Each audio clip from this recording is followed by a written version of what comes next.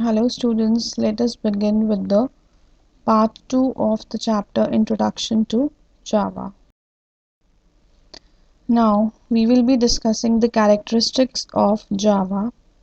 The first characteristic of Java is write once, run anywhere. The Java programs need to be written just once, which can be run on different platforms without making changes in the Java program. As we know that the compiled code of Java, that is the bytecode, is platform independent, and therefore once compiled the Java program can be run anywhere. Second is lightweight code. With Java no huge coding is required, so the line of code is reduced in Java as compared to other languages. Third is security. Java offers many enhanced security features as were not present in other programming languages. Next is object-oriented language. Java is object-oriented language, thereby very near to the real world, as everything in Java revolves around objects and classes. Last one is platform independent. Java is essentially platform independent. Change of platform does not affect the original Java application or program. Java is platform independent means it can run on any hardware or software configuration. It does not depend on the platform or the hardware or software that is the program that is it is running upon. Next is the simple Java program. As we know that the Java program cannot be developed without the class. So here hello world is the class, and there are some point keywords that are written here. Public is the access specifier. Class is the keyword which is used to declare a class name hello world, followed by the opening braces, that is the beginning of the class definition. Here we can see that there are the signs of forward slash and an asterisk. These are the multi-line comments that are used to describe what the class is doing, that is to describe the functioning of the class. These are known as multi-line comments, and here in between it is written public static void main. This is the definition of the method name main. Void is the return type, that the function main is not going to return any type of value. Static is the access specifier, or we can say it is the access modifier, which states that the definition of the main will remain unchanged and it will be shared by multiple objects. Public is the access specifier, which states that main method can be accessed from outside the package. So in between the definition of the main method, we can see there are two forward slashes, and it is written to do auto generated method stub. These two forward slashes are the signs that are used to represent single line comment, as forward slash and star were used to create multi-line or multiple comments, whereas two forward slashes here are used to represent a single line comment, means it is used to describe the functioning of anything in a program in a single line only.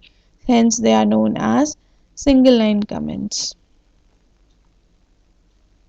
And the statement system.out.println is used to print the statement hello world on the output window. Next is the types of Java programs. There are two types of Java programs. One is internet applets and other one is standalone applications. First, we will discuss about internet applets. These are the small programs that are embedded in web pages and are run on the viewer's machine by Java capable web browser. Means these are the small programs that are written in Java language and they need a web browser or applet viewer to run these kind of programs. Whereas in standalone applications, these are the applications that are stored on the user's local computer and are executed using Java interpreter. Every standalone application of Java begins with the main method. Means standalone applications do not require any of the web browser or external support to run. For example, your desktop applications like MS Excel, MS Word are also the examples of the standalone applications. And in Java, the standalone applications begin with the main method and all the execution of the classes in standalone applications begin with the help of main method. Next, this is the introduction to BlueJ. As we know that BlueJ is a free Java environment from Monash University, Australia. It is a window-based platform for Java Development Kit. It requires to install JDK 1.3 version or more before installing BlueJ. That is, before installing BlueJ, we need to have Java Development Kit, that is JDK, to install BlueJ. And what is a BlueJ? BlueJ is an IDE, means interactive development environment. It includes an editor which you use to write your programs, a debugger to help you find your mistakes, a viewer to see the parts of your program, an easy way to run Java programs, an easy way to view documentation. Here, editor, debugger and viewer are also known as the tools of BlueJ environment we write in which we write the Java programs. Means these are the helping hands to write a Java program in BlueJ. Next is, how can we start the BlueJ IDE? We can start the BlueJ from clicking the start menu, then after programs, and in programs you just click the BlueJ and the window will appear with a menu bar across the top, as you can see in this picture. It may open a previous object immediately. If if so, we can select project menu and close button. Means whenever we will directly click on the BlueJ project, it will by default open the previous project which we were working upon.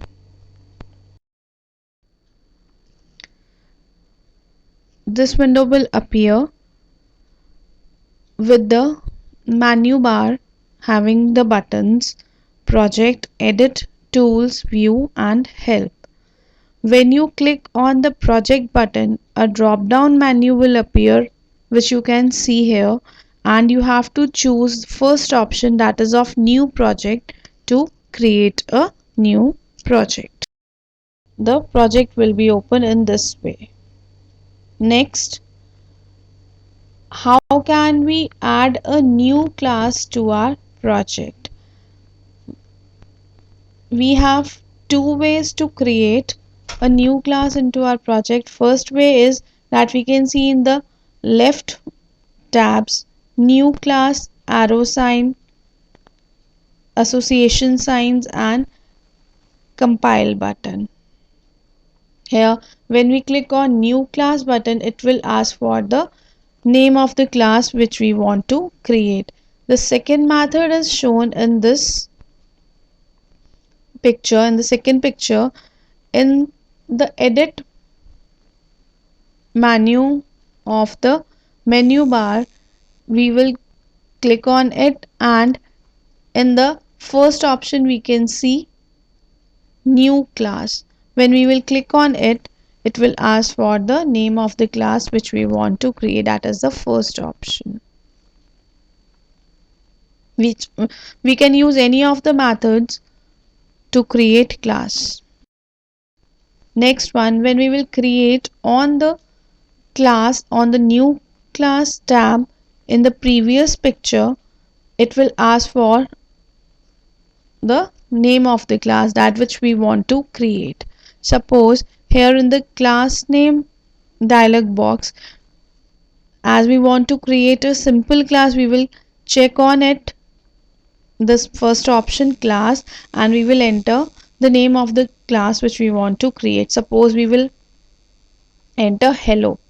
So when we click right here hello and click on the OK button, the class will be created as you can see in this second picture. That hello class has been created. This yellow one in the rectangular shape. This is the class hello that we have created. Next, how can we edit and compile a class code? Once we have created a class, now how can we write the program or write the methods in this class? So, when we right click on this class name with the right mouse button, a drop down will appear, a drop down box will appear, and it will contain new hello, that is we will discuss later about it. Second one is open editor. Open editor will let you to make changes in your program or to start writing or developing your program. So when we click on this open editor button, it will give you the screen that is next to it, which you can see on the picture.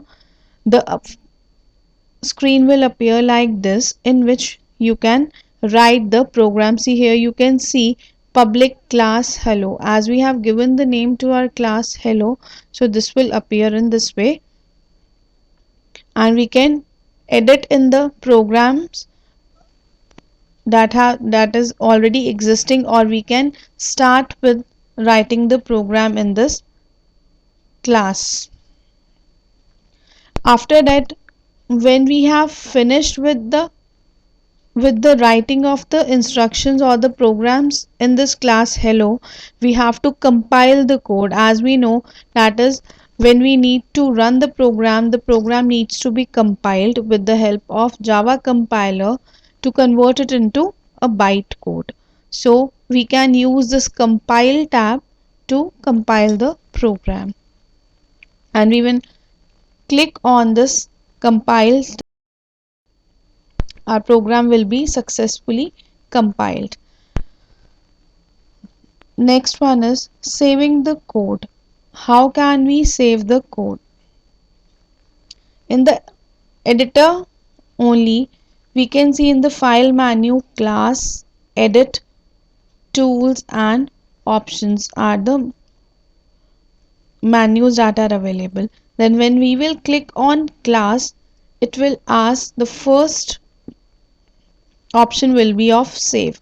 Then when we will save this, when we will click on the save button, it will save the class that we have created. Here example, in our example we have taken the class hello, so class hello will be saved in the editor.